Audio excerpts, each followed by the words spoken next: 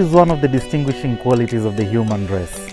There's always that inward craving to become a better person as time goes by.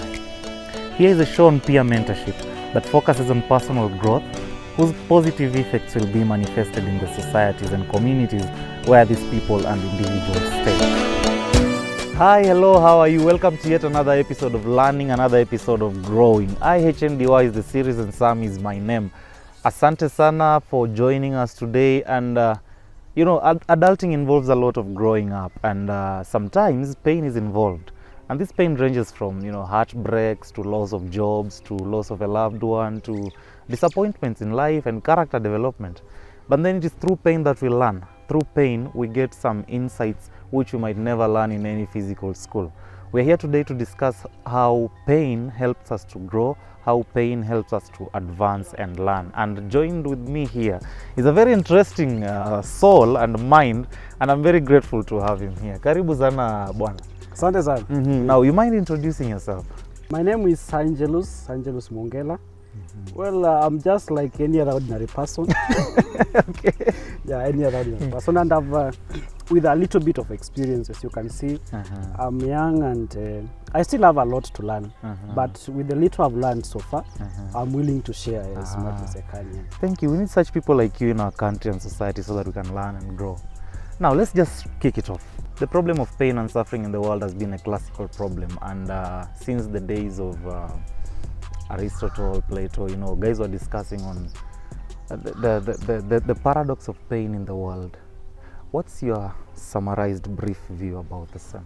For me, there's this kind of thinking, this kind of philosophy, which, of course, for those who know philosophy, it originated with Plato. This kind of a dualistic thinking, thinking in terms of this opposing that, and no, they cannot be reconciled. They are actually they are extremes, and we find this kind of thinking coming into a kind of living, whereby we have the good life and we have the bad life. We have the pain which we experience, we have the joy which we also experience. Now, in this kind of duality, how do we synthesize the pain which you experience with the kind of boost energy which boosts us ahead? Like as you have introduced, we have experiences of losing a loved one, of breakups, of losing job, and all these kind of things. Then on the other hand, we have some positive energy which pushes. When you fall in love, you feel that energy, you feel as if you possess the world. When you meet a new friend, when you get a new job, when you pass in your exams, these are positive things which on one side they give us a boost to progress. Then on the other side we have a kind of a negative energy which is taking us backwards. So the whole thing is, how do you synthesize these two? Speaking from the duality, of course, there are people who believe that there are some guys who are, in quotes, born on Monday. Then there are those who are born on Friday. The symbolism there is that those who are born on Monday, Monday is a vital day. You attack the week with strength to push through. Then Friday is some kind of laissez-faire day, whereby we're just finishing the week, so we're tired. So those who are born on Monday, they say, are these people who just seem to enjoy life. They've been born in good, wealthy families. They have been parented well. They have had interpersonal relationships with their families and relatives. They have gone to good schools, they have got good grades, they end up having good jobs, and they build their life like that. Then there is, of course, in terms of dualism, there is the other opposite end, whereby somebody has been born in wedlock. Parenting was an issue. Maybe he or she was raised up by a single parent. He went to one of the common normal schools around in the hood. The academic performance wasn't so nice. They have been bullied all through, and they end up not getting a good job, and their family just ends up like that, let's say in drugs and alcohol. Of course, this is a stereotype and it doesn't apply to everybody. Do you feel that whatever governs the principles and systems of life should be a little bit fair in distributing this kind of lives? Well, that's a difficult thing to reconcile. And I can only reconcile it by bringing a kind of a new understanding. There are two things which I tend to believe they guide our life as an individual. One is the environment, the social conditions which we are born and which we have grown up into. They very much influence our life. And second is an inward development, which this condition which are outside, now they bring in us some kind of an attitude, some kind of a perspective towards life. Whichever the social condition you have been brought up from, we have the power to make as much as we can from what we can get. I think that is where I can only reconcile. And I think from there, that's where we can say life can be fair. Because whatever condition you might be experiencing, you can gain as much as you can from them. You can build an attitude which will help you to actually transcend those conditions and make those conditions better.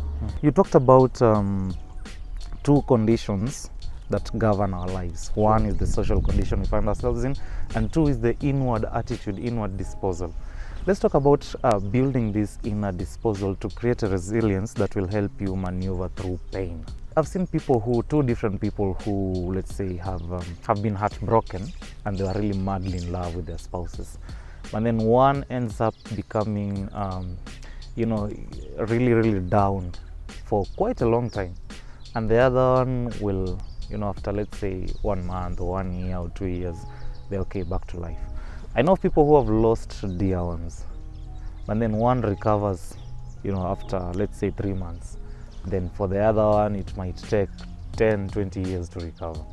Do you think there is value in pain and suffering and grief and depression, whatever you might want to bracket in there?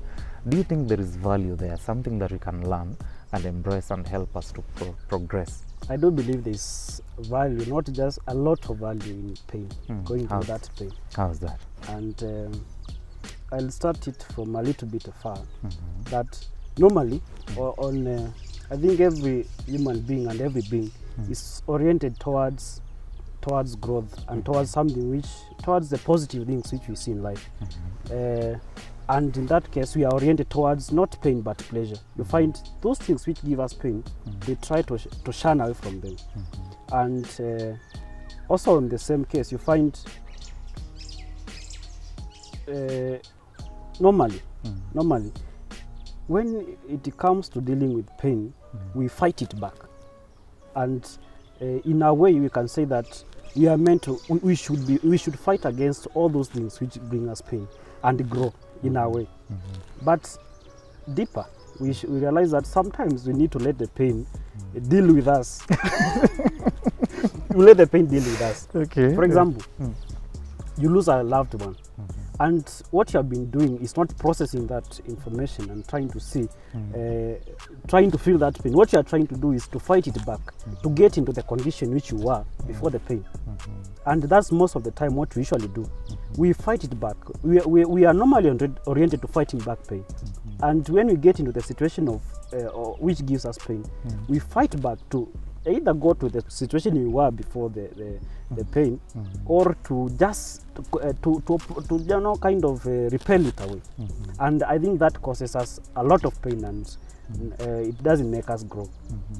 This I tend to believe, if we allow the pain to deal with us, I don't know exactly what I mean by deal with. Are you even listening to what you're saying? If we allow the pain, we allow ourselves to go through the process of pain. It ignites something in us. If you allow the mind to wrap itself around the pain, try to process it, give yourself time, then you will benefit a lot. This is something which you can only not many people will only understand it if they have gone through pain. If, for example, those people who have ever lose their loved one. Normally, growth is in processes. You just it's a kind of a process, gentle maybe most of the time. But I tend to believe that when it comes to pain, it gives you a shortcut. It rockets you. It rockets you. There are some things as you introduce, you cannot learn if not through pain. There are some things you cannot learn if not through pain. And it, in a way, it sends you to the other. It's like a paradigm shift. You know, you have been operating in a certain paradigm, a certain field. Then it sends you, if you It kicks you to a different. And I think that's what happens. You find somebody who has lost a loved one, and within a period of time, that person really gets a new attitude and a new perspective towards life, and you wonder what has happened. Pain kind of makes you review your life. You say, but how have I been living? It is kind of send you to a certain place whereby you have to rethink, you have to restructure your life, and I think that is very important to our life. Normally, if you are enjoying life and everything is good to you, most likely you not get that opportunity, because everything is okay. Why should you spend time to rethink about your life? Everything seems to be going according to plan. But let something wrong happen, and you have to say, no, things are not okay. You have to go back to the drawing table. Now, when you come back, most of the time you come back stronger. Now, but that is if you allow the pain to deal with you. If you don't fight it back, allow it to mold you in a way. Allow it to become part of you. And this is where I find it difficult sometimes to deal with people who are mourning, because we deal with them in a way that we don't want them to feel the pain. We want them to feel as if everything is okay. We want them to forget of what is happening. We don't deal with them in a way that we allow the pain to them to experience the pain, because it is a very fundamental experience to grow, I believe. We can't run away from pain. In one way or another, we are going to meet it. So the sooner the better. let's talk about the sooner you meet pain, the better. And don't run away from it. Okay. Let it be part of it. Let's talk about empathy. You've talked about journeying with people who are mourning the loss of a loved one, and there is a common belief that to understand somebody's sorrow, you really have to swim in the same waters that drowned them. Without that, you really won't understand. You can't even. The best you can do is just to. I don't even know what you can do if you've never been. There is that common understanding. Sure. Do you believe in the same? At the moments when you are experiencing pain, we need somebody also who to give us that spark in life. It is very important. You maybe have lost a loved one. Then there's this friend of yours who does not understand what to lose a loved one means, and he comes and tells you, "Man, let's go and hide." No, it's kind of a spark which is giving you, which will help you in a way to transcend the pain also. Then you have this kind of friend who knows what it means to have gone through the pain, and he tells you, "Man, things I know are not easy. I know you're experiencing a lot of pain, and you actually need to experience that." And it gives you his experience or our experience, which you'll find that you are going through almost a similar thing. You find that you have been through that phase of life, and you feel that it is actually I'm going through a normal process, which a person feels at this stage, and you allow he helps you to go to the lowest moment of your life and to embrace it. Those are two things which will help you. Okay, so we need both. We need both of them. If you can get those crazy friends who don't know what it means to it will help you. Now let's talk about growth in pain. There is this author by the name Mary Craig. She wrote a book entitled Blessings. It's very, very phenomenal. I look for it in Amazon, then I'll put the link in description here. You can have it, you can check it out. So in one of the final pages of the final chapter, she writes that the real tragedy in pain isn't actually the suffering, which is always a lot and intense, but the real tragedy in pain is a missed opportunity to learn. Because when pain comes, your face grows sad, but then your heart and mind grows wiser, and from that you tend to, as you've said, pain rockets you into a different atmosphere whereby your living conditions change. I've seen people who, after some disaster in their life, be it a heartbreak, be it character development, be it loss of a job, be it a divorce, be it loss of a loved one, the normal friends he has been having, they come and they tell him, "Man, you're not who I knew," And of course, the answer lies in the experience that separated the past and the present of that person. So do you feel, in your opinion, that it's very vital to identify the opportunities, the learning opportunities that pain brings to you? Sure, very important, very important. And now, for somebody who, pain scatters somebody. Yeah. Sorrow, depression, it scatters somebody's faculties. Sometimes even they don't think, they're just there into fatalistic resignation. They say, man, let life be whatever it wants, I'm done fighting. How can you advise somebody? What can somebody do in order to identify those learning opportunities that pain throws to them? It is a normal thing that the moments which we grow are the moments which we are not aware of most of the time. Oh, okay. You find we come to realize later that this moment was very crucial in my life, and I didn't realize it at that moment. Now, the question is, how can we realize that kind of moment which we don't really exactly. Yeah, we need to tap it so that we can grow from. Okay. Let's say, this C.S. Lewis. Yeah. In his book, I think Mere Christianity. There's somewhere he says that if you stay awake to see the moment you're going to sleep, you're going to stay awake the whole night. Okay. Yeah. So, and if you fall asleep, you'll not know the moment you'll fall asleep. You can't say, I want to see at exactly the moment I'm going to fall asleep, and you fall asleep and you record. It is difficult, and I can sometimes I can in a way apply the same analogy to when it comes to pain and growth. We are giving our audience an attitude towards pain. This attitude, you are not going to apply it when pain comes immediately. You start applying it. It's something you incorporate in your life now, so that you don't miss that opportunity when pain comes. Because when pain comes, you might not be able to remember what you are saying now. That's true. It formats everything down to the first level. So it is an attitude which slowly by slowly they are going to incorporate in our lives. And this kind of attitude will make you, when the opportunity comes for you to grow in a certain pain, then you'll be able to grow without you even knowing that you're applying it. Because the classical definition of virtues is an habit, something which has already become part of you. And I remember one of your videos, you are talking of mental shortcuts. You get used to a certain thing, it becomes part of you. You don't have to keep on remembering, it is just part of you. This is what you are trying to give to the audience. So you've got to develop that thick skin right now. Yeah. So that when pain comes, automatically you pick up the lessons without even knowing. Without even knowing. Later you'll be saying, this is what happened in my life. You'll be telling a story and you'll be encouraging people.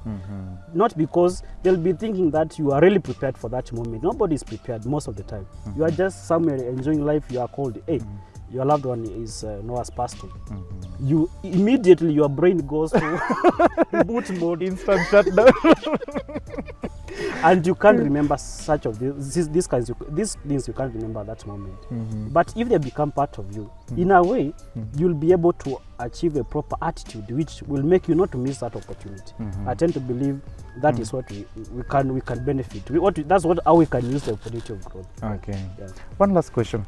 There are people who, when they're passing through such experiences, they tend to write things down, and a number of authors have that in mind, especially these fictional authors. They say that when they write all their emotions out, and they remain with that vitality that was once existing in them. Do you recommend somebody to do that when they're passing through pain? Not necessarily, writing a movie script or writing a poem or a song. Not everybody is gifted in that. But would you recommend that? I'd really recommend that because of two reasons. One, it helps you deal with that pain in a positive way. We can deal with pain by also expressing ourselves. Some people have difficulty with talking to people and telling them what they are passing through. They can write a song. I know there are songs which have been written when people are really in their lowest moments, like this Amazing Grace. But it was written at, I think the writer was at the lowest moment when he wrote that song. And I think it's one of them. commonly known songs, and when you study the lyrics, they are very no pragmatic, and it's not something they are just writing there for the sake. Speaking of songs and lyrics, there is this famous quote. It says that when life is okay, you enjoy the song, but when things turn around, you now begin understanding the lyrics. Sure. Just think of any song that you are enjoying right now. When life gives you a punch in the nose, that's when now you'll begin reflecting on, okay, so this is what this artist was trying to mean with these lyrics. So, Angelus, we need a part 2 for this. We know, when you saw the title there, you thought it was going to be an emotional thing, but it doesn't mean we are not serious with whatever we are saying. It just means that we are trying to put this attitude in you so that it can help you whenever pain knocks at your door, because it's normally unexpected. You never know when you're losing a loved one, you never know when you're losing a job, you never know when you're getting a heartbreak, you never know when you realize that the man you're dating is actually a husband and has 2 kids already. You never know when you're living in a rental house with your wife, only to learn later that she is the landlord actually of the plot you've rented in. So we never know when pain knocks at us. But can that one bring pain? Because you just tell her, now we are not paying rent, you just continue. I heard of a story, I don't know how true it is. A friend of mine shared with me that incident, that she had this friend, and this friend was married with a wife and 2 kids. So they were just staying in a rental house, and they had been staying there for 3 years. Every time the man is bringing an idea to relocate and go to somewhere else, the wife says, no, let's just remain here. This place is good to house our children and all that. Then later on, I think the caretaker changed. So this other new caretaker did not know how to play cards well with the wife of this man, who was actually the landlady. But the husband has been paying rent there for 3 years. So it came to be realized that actually this is the landlady of this plot. Man, Separate business from family. Character development. Separate business from family. Now, how do you do that? No, I think that's a matter of infidelity, because if you're sleeping with someone on the same bed for 3 years. Say, don't worry, my husband. We need to separate business and family. How do you even explain that? You see, I've been buying a lot of things. Where do you think I've been getting the money? No. I mean, I don't think I'm not capacitated to understand that. But I think if we are going to do part 2, we need to cry. Yeah, we'll try to. We'll try to cry. We'll try and be a little bit emotional and sentimental, so that you understand that whatever we are doing here is to help you grow and learn, because that's the whole idea of this. So, but before we end, maybe they were expecting we give concrete steps to follow when you are in pain. Please do that. I don't have when. I don't have. You see, there's no frame. We are just giving them an attitude. An attitude. Yeah. So just not a framework to work when you have pain. Say in the morning, start by a short prayer. We are not doing that. It's an attitude which will make you develop your framework to grow. We grow differently, and my framework might not work with you. Yeah, so, clearly, yeah. It might confuse them more. So we are giving them an attitude which will make them know that they have to grow from you. Thank you very much. It has been nice having you learn from us. There'll be a part 2, I guarantee you, which will be more sentimental. Prepare your handkerchiefs, prepare your tissues to wipe your tears, because we are going to make it really emotional, so that we speak to your heart and mind. We don't want just to speak to your head alone. And today we are speaking to the mind. Kind of, but no, there's someone who has felt it from the heart. Really? Yeah, that's what I think. They'll share with us in the comment section. So thank you so much, Angelus. It has been an honor having you here. I am looking forward to see you again. Thank you very much. Do you have one final word for them? Do I? That's what I think. Wait for part 2. Okay. Wait for part 2. Wait for part 2. Sasa, asante You sana. don't have to preempt everything now. Okay. Sasa, if you haven't commented and subscribed and liked yet, please do that. It will give us motivation to keep delivering content for you, that you can grow and you can learn. My name is Sam, and this has been the IHNDY series. Angelus Mwongela. I know most of it. Sasa, thank you so much and be blessed.